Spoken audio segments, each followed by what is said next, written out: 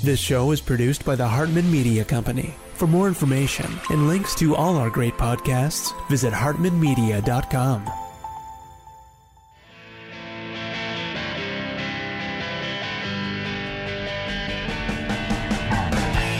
Welcome to the Young Wealth Show, where you'll truly learn how to make, spend, and invest money for an awesome life.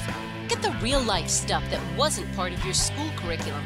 Young Wealth gives you innovative new ways of dealing with your finances, as well as the skills and tools you're going to need to survive and be successful out on your own. Let the Young Wealth Show be your GPS to take you from clueless to clued in. Here's your host, Jason Hartman, with Young Wealth. It's my pleasure to welcome Robby Soave. He is the author of Panic Attack. Robby, welcome. How are you? I'm great. Thanks for having me. Good to have you on. I've seen you on TV making the rounds quite a bit on some of the talk shows out there. What is Panic Attack? Panic Attack is my forthcoming book, available in June, available for pre-order now, about the situation on college campuses. If you've been watching the news over the last couple of years, you've probably seen these high-profile shutdowns, disinvitation, censorship of controversial speakers, some professors being investigated because they've said something that offended their students, a kind of very militant, anti-speech, radical contingent on many campuses, particularly elite campuses, that is making it more difficult for everyone else to practice their freedom of expression. So I traveled to a number of campuses, I interviewed, I engaged with tons of these students to try to understand what motivates them toward these tactics that I think look to a lot of observers, even some observers on the left, as kind of self-defeating, and tried to trace kind of where their ideology comes from. Yeah, I had John Stossel on the show talking about this. I've had many guests on. It is absolutely nuts what is going on college campuses, especially my mother's alma mater, Berkeley, which has sort of has this moniker as the bastion of free speech. Nothing could be further from the truth. It's like we must live in an upside-down, bizarro world. You even alluded it to yourself. I don't know, maybe you even misspoke, but you said censoring controversial speakers. I mean, why would they be controversial? That's the thing I would even argue, right? But fair enough. I mean, what's happened to our colleges? It's like they've gone absolutely nuts. And it used to be that very leftist students, believed that free speech was one of their guiding principles. I mean, Berkeley was the home of the free speech movement because activists, wanted this right to bring speakers they disagreed with. In my research for this book, I found out that in 1963, the far left students at Berkeley, they invited a member of a Nazi group to speak on campus. And they all dressed in Nazi costumes. The leftist students did to promote this event. It was purely a free speech stunt. They didn't heckle the guy. They didn't shout him down. They let him give his ridiculous remarks, and then everybody went, on their way. Can you imagine anyone trying to do this now? I mean, I visited Berkeley for my research for the book, and when there was a speaker who the students wouldn't like speaking there, they had to rope off the whole area where he was going to talk. You had to go through a metal detector because they were afraid that people were going to attack this speaker.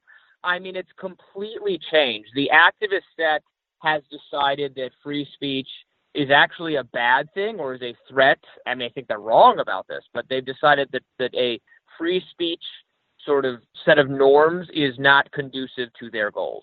Okay, so if you're looking at it from, a radical left-wing, anti-freedom, anti-dissent, can't have a rational argument perspective, not that I have an opinion about this.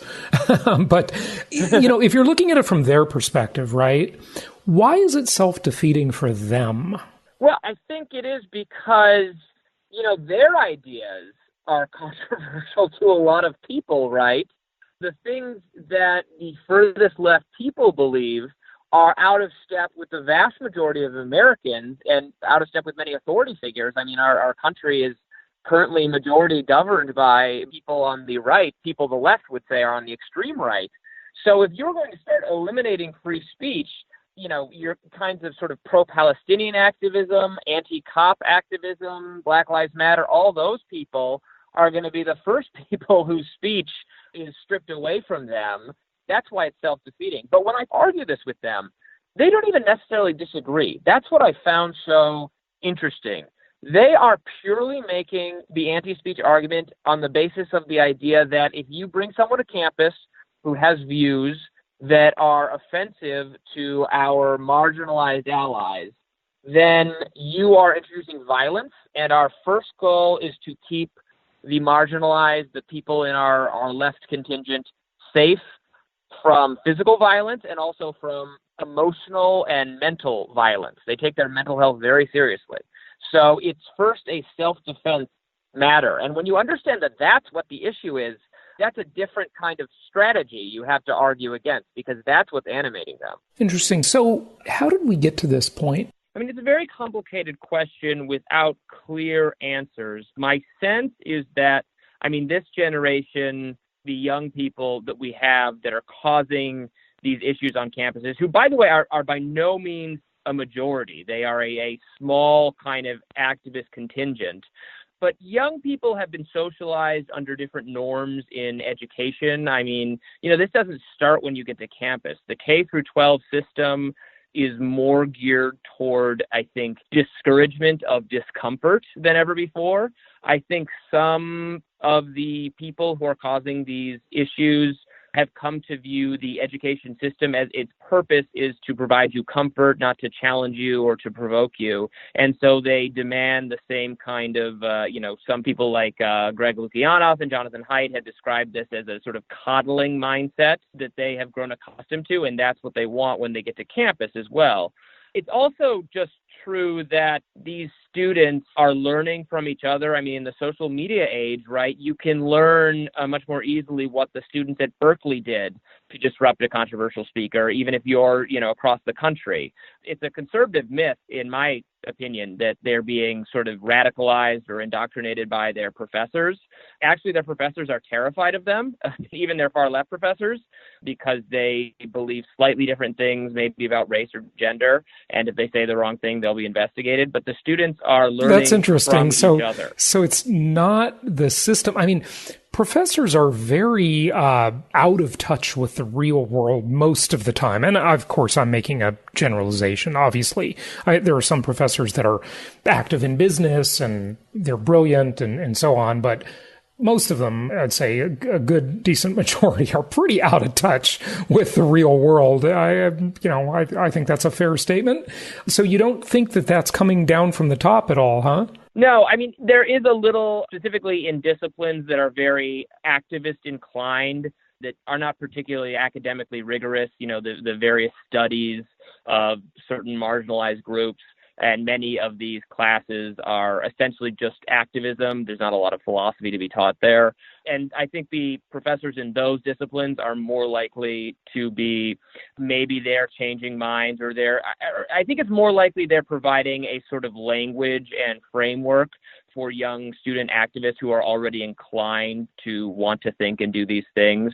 But yeah, the bigger issue certainly is just the students learning from each other. And also, they're trying to, in their residence halls, there's this sort of quasi bureaucracy. It's like an academic, but also bureaucratic, sort of the VP for sustainable diversity, that kind of person who's running things in the residence halls, who might be a graduate student, might be someone else.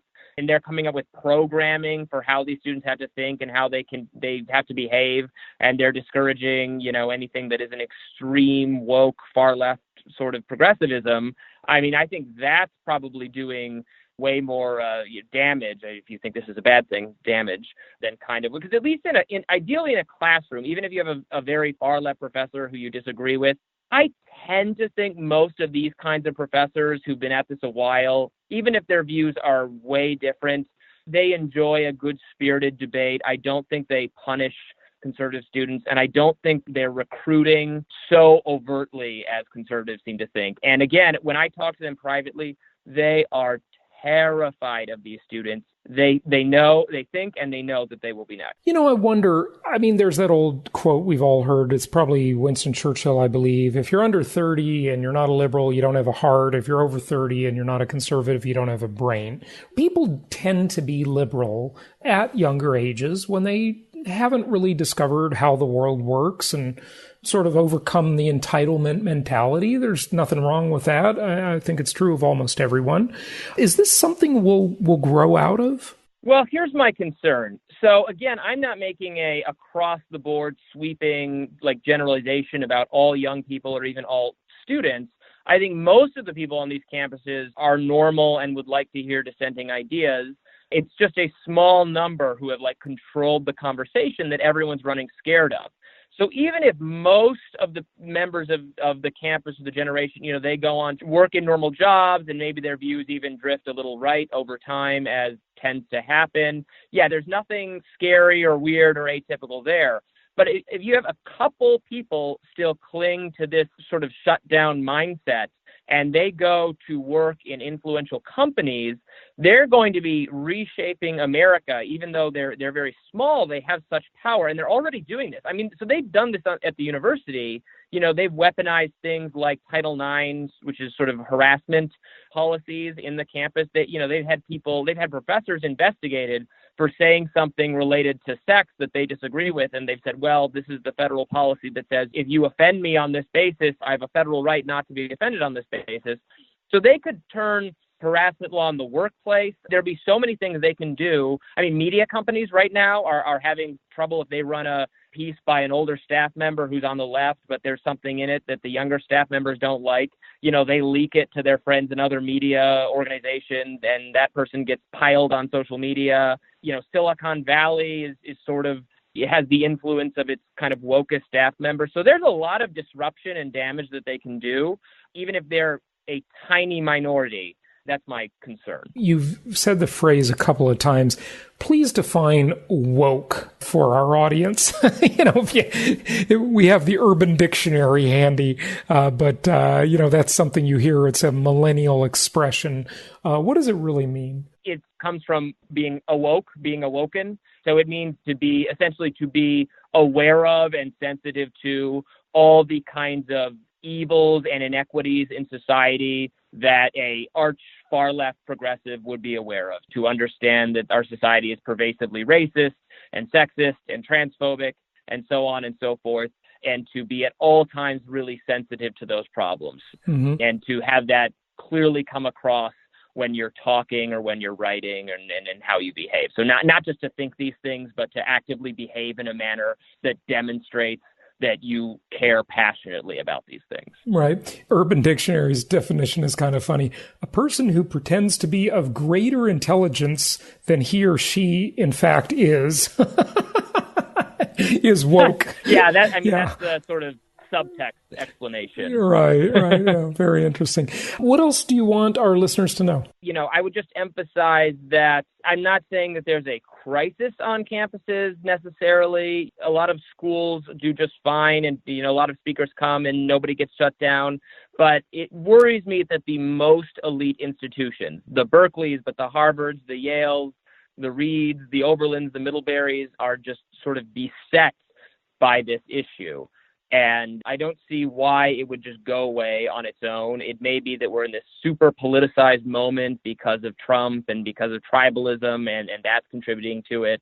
But also that part of what's animating it is this idea that college campuses have become much more uncomfortable for marginalized students because there's been this string of hate crime incidents, which is a subject I've been talking a lot about on the radio and on television, this idea that hate crimes are just getting worse and worse and worse, and it has something to do with Trump.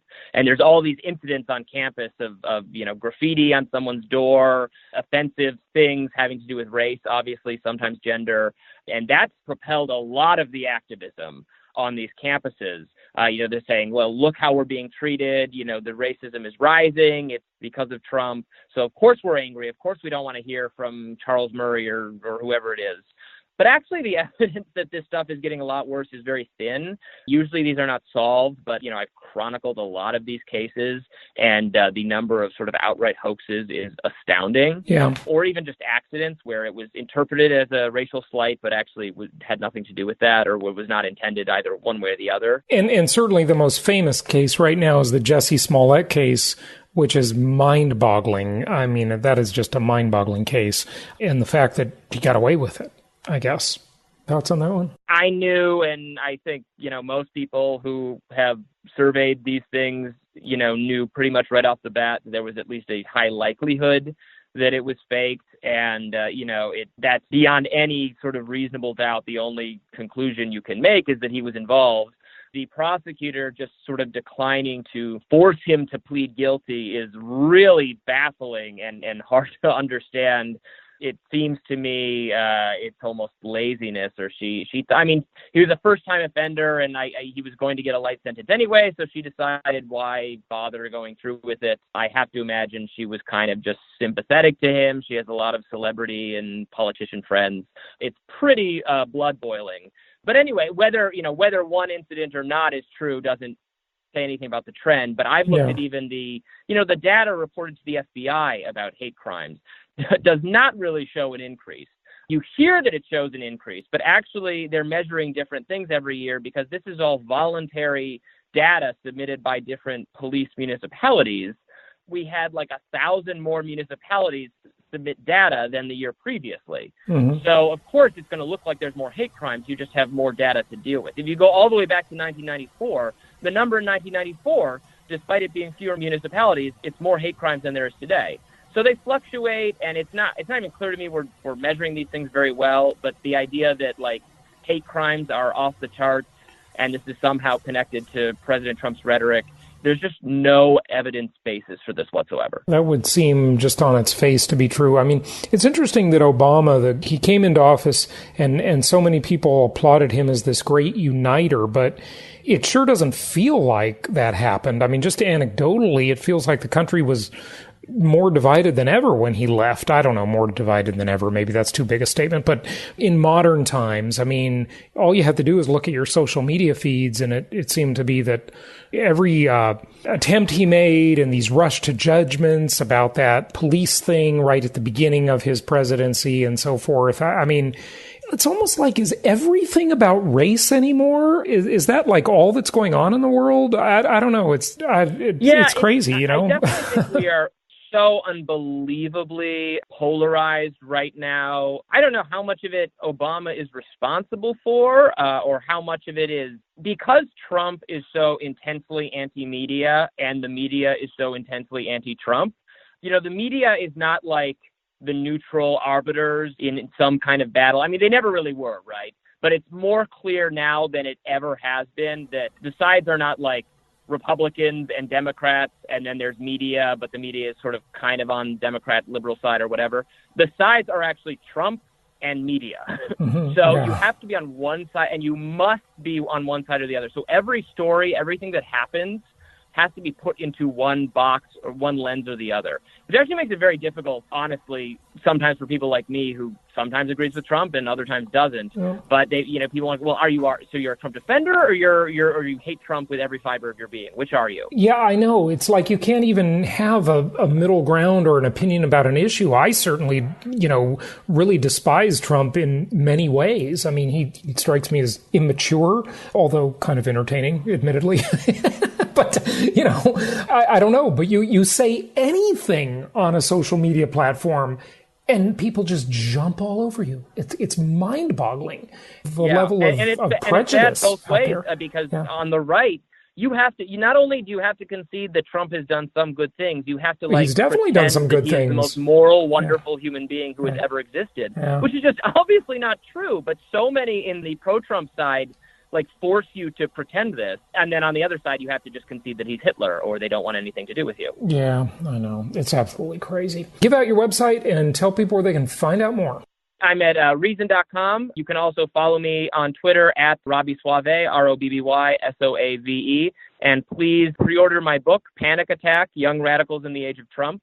Amazon, Barnes & Noble, wherever books are sold. Robby, thanks for joining us. My pleasure. Thanks for having me. Thank you so much for listening. Please be sure to subscribe so that you don't miss any episodes. Be sure to check out the show's specific website and our general website, hartmanmedia.com, for appropriate disclaimers and terms of service. Remember that guest opinions are their own, and if you require specific legal or tax advice or advice in any other specialized area, please consult an appropriate professional. And we also very much appreciate you reviewing the show. Please go to iTunes or Stitcher Radio or whatever platform you're using and write a review for the show. We would very much appreciate that. And be sure to make it official and subscribe so you do not miss any episodes. We look forward to seeing you on the next episode.